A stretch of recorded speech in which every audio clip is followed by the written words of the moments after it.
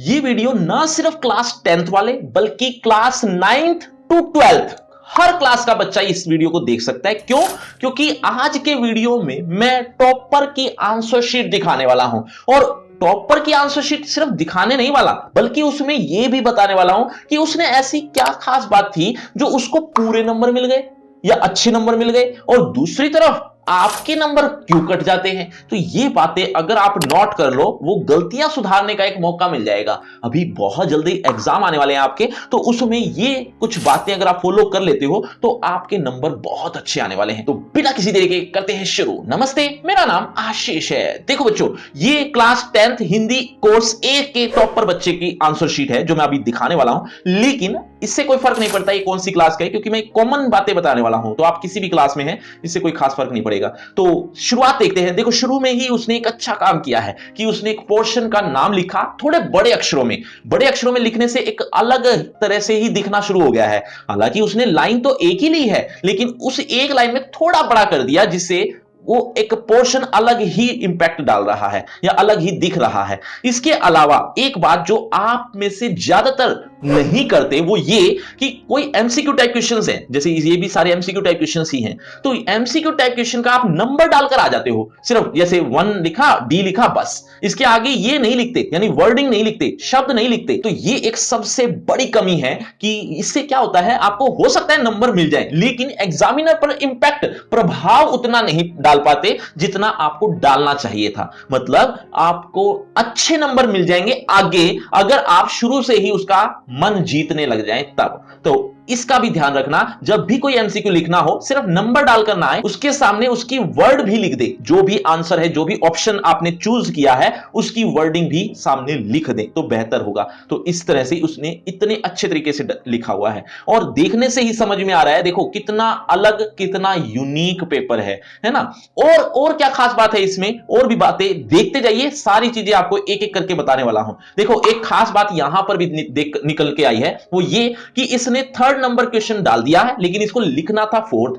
तो अब गलती तो हो जाती है, इंसान से ही होती है, आपसे भी होगी। तो आप लोग क्या करते हो, कोई भी चीज अगर गलत हो जाती है तो लगातार कट करना शुरू कर देते हो। इससे क्या होता है, अगर 2-4 भी ऐसी ऐसी कटिंग कर देते हो तो पूरी आंसर शीट पर एक अलग ही कटिंग्स दिखने शुरू हो जाती हैं, हाईलाइट होना शुरू हो जाती है कि कटिंग कर रखी है आपने। लेकिन अगर आप ये तरीका अपना लो कि एक गलती हो गई है तो कोई बात नहीं, एक छोटा सा कट लगाया, इनफ है। कट एक लगा दिया छोटा सा, उससे भी समझ में आ रहा है, उससे भी अंडरस्टूड है एग्जामिनर को कि यहां ये गलती है, ये कट हो रखा है, इसको नहीं देखना, इग्नोर करना है, हमें ये देखना है। तो इससे भी पता चल जाता है। और सबसे अच्छी बात इसने क्या की कि पहले जो 4 क्वेश्चंस थे, हालांकि इसको 5 क्वेश्चंस मिले थे और 5 में से 4 ही करने थे, तो इसने क्या किया, किए तो पांचों, लेकिन जो कम अच्छा आता था उसे, जो आंसर आप इसको कम पता था, जिसमें कॉन्फिडेंस कम था, यानी नंबर 3 का, वो उसने लास्ट में लिखा। क्यों?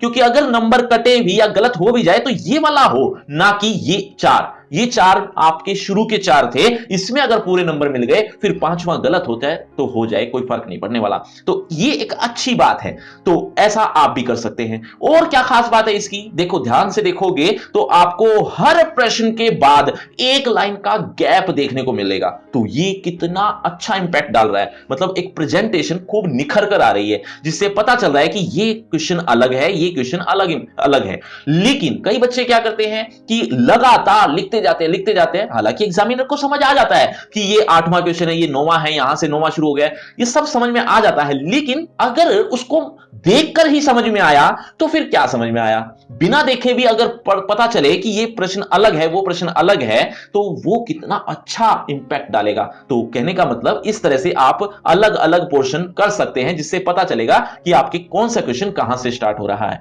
तो ये सारी बातें अच्छी हैं जो आप फॉलो कर सकते हो। इसके अलावा खंड ब शुरू हुआ तो यहां पर भी पोर्शन अलग कर दिया, बस इसमें फॉन्ट इसने थोड़ा बड़ा कर दिया, इससे अलग ही वो दिख रहा है कि खंड ब अलग आ गया है। अब इसमें भी ऐसा ही उसने किया है कि जैसे जैसे वो लिखता जा रहा है उसके प्रश्न अलग अलग होते चले जा रहे हैं। ऐसा होच पोच नहीं किया, मिक्सअप सा नहीं किया कि 10वां प्रश्न ये है तो 11वें के लिए 1-2 लाइन छोड़ दी, 12वां या 11वें का भी जो पार्ट लिखा है अलग, उसके बीच में भी 1 लाइन छोड़ दी। एमसीक्यू में इसने नहीं छोड़ी थी क्योंकि एक ही लाइन, एक लाइन के एक वर्ड के थे, तो उसमें अलग ही पोर्शन दिख रहा था। लेकिन यहां पर उसने 4-5 लाइनें लिखी हैं, उन 5-6 लाइनें लिखने के बाद अब वो प्रश्न, यानी अगला प्रश्न मिक्स ना हो जाए, तो इसने एक लाइन का गैप रख दिया। तो ये एक कितनी अच्छी बात थी। दूसरा, राइटिंग की तरफ आप देख रहे हैं, मतलब आप शायद शुरू से ही राइटिंग की तरफ देख रहे हो कि हमारी तो इतनी अच्छी राइटिंग है ही नहीं, हम कैसे इतने अच्छे नंबर ले सकते हैं। देखो बच्चों, ये बात एक बहुत बड़ी मिथ है क्या कि राइटिंग अच्छी होगी तो ही नंबर अच्छे आएंगे, ऐसा नहीं है।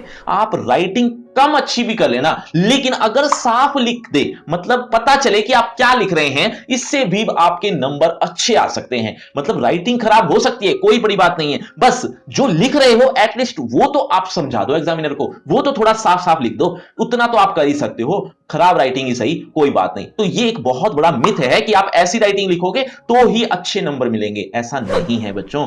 तो ये भी ध्यान रखना। और क्या खास बात है, एक अच्छी बात जो आपने नोटिस की ही नहीं, शुरू से दिखा रहा हूं आपको, शुरू से एक लाइन ऐसी है, एक नहीं बल्कि दो लाइनें हर क्वेश्चन के बाद लगी हुई हैं। जैसे यहां पर आप दो लाइनें देख रहे हो ना, ये कब लगी हुई हैं, जब 11वां क्वेश्चन खत्म हो गया और 12वां शुरू करना है, तो दो लाइन लगा दी। उससे क्या हुआ, एक पूरा प्रश्न, एक पूरा भाग जिसके अंदर कई भाग थे, मतलब 11वें के 4 पार्ट लिखने थे, चारों पार्ट उसने लिखे, यहां घ तक लिखा, लेकिन जब उसको 12वां शुरू करना था तो बीच में दो लाइन लगा दी। इससे क्या हुआ, क्वेश्चन नंबर अलग हो गए। इससे प्रेजेंटेशन कितनी अच्छी हो गई ये आप सोच भी नहीं सकते। इसके कितने नंबर इंक्रीज हो गए आप कल्पना भी नहीं कर सकते। तो ऐसा ही कुछ आगे भी देखने को मिलेगा, देखते जाइए आप। बहुत अच्छा तरीके से यहां पर इसका पेपर है। अब इसका है या इस, मतलब ये लड़का है या लड़की, ये तो मैं नहीं जानता, लेकिन आपको क्या लग रहा है, लड़का है या लड़की, एक बार जल्दी से कमेंट करके बताना। देखते हैं कितने बच्चे कितने वोट दे रहे हैं किसको। अब इसकी भी एक खास बात देखो कि इसको अनुच्छेद लेखन लिखना था। अनुच्छेद लेखन का जो टाइटल है वो इसने थोड़ा बड़े शब्दों में लिख दिया, बड़े अक्षरों में लिख दिया,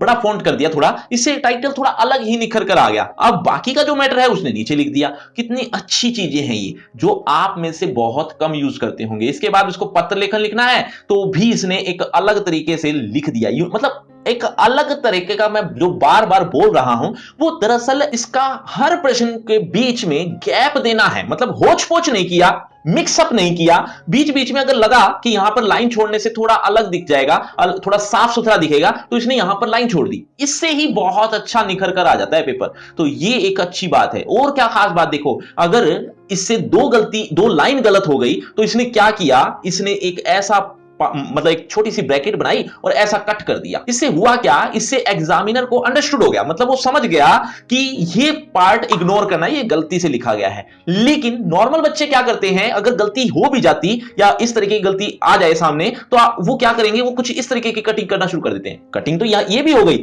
एग्जामिनर इसको भी चेक नहीं करेगा, लेकिन ये कटिंग अलग ही दिखती है, बुरी सी दिखती है, भद्दी सी दिखती है। तो इससे बेटर ये वाला तरीका था जो इसने किया। चलिए और आगे बढ़े तो हमें एक और अच्छी चीज देखने को मिलेगी कि इसने यहां पर एक गैप दे दिया, जिससे क्या हुआ, थोड़ा सा मिक्सअप से होने से बच गया वो। तो इस तरह की बातें अगर आप फॉलो कर लो तो ये बातें तो छोटी छोटी थी लेकिन बहुत मोटी हो सकती हैं। और भी बातें हैं, और लेकिन हाँ एक बात ध्यान रखना कि ये जो टॉपर बच्चा है ना, इसने एक चीज और की है, क्या, एक नहीं बल्कि दो चीज। एक तो रिवीजन बहुत अच्छे से की है, दूसरा पीवाईक्यू इसने बहुत सोल्व की है, तो वो आप भी करना। अब ये रिवीजन, पीवाईक्यू, इसका ठेका भी मैंने ही ले रखा है, आप चिंता मत करो। आपको तो बस एक चीज ध्यान रखनी है कि आप मुझे सोशल मीडिया पर फॉलो कर लो, मैं वहां पर रिवीजन करवा रहा हूं, खासतौर पर टेलीग्राम पर, व्हाट्सएप चैनल पर और फेसबुक पर। इन तीनों प्लेटफॉर्म पर मैं रोज, लगभग रोज कुछ ना कुछ पीवाईक्यू मटेरियल या फिर रिवीजन ये जरूर हो रही है। तो वहां पर अगर आप फॉलो कर लो